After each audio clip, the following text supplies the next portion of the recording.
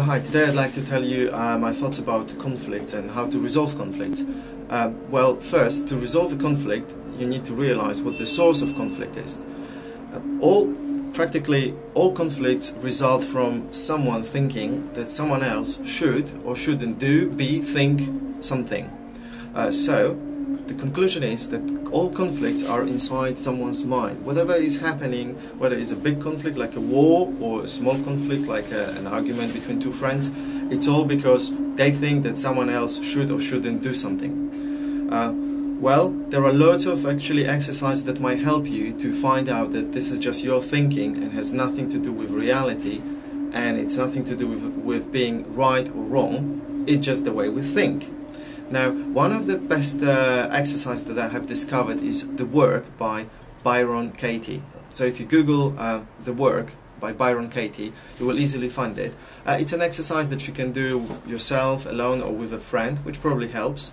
And it can take you half an hour or 2 hours, depending how deep you want to actually drill into it. So what you do, you make a statement of, for example, I'm angry with Paul because he kicks me every day. And then you make some other statements like, I would like him to do this. In order for me to be happy, I need Paul to do that. If I were him, I wouldn't do this or that. So you make 6 sentences according to some instructions that you get from this website, and then you ask yourself a few questions about this.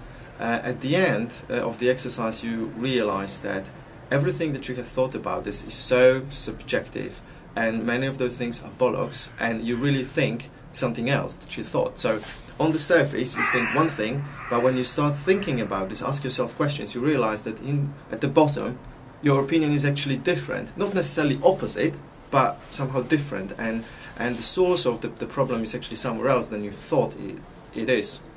So very useful exercise. So remember, all conflicts are in your head or in somebody else's head. Now remember, for a good relationship you only need one person. So if you have a relationship with someone, you can have a great relationship.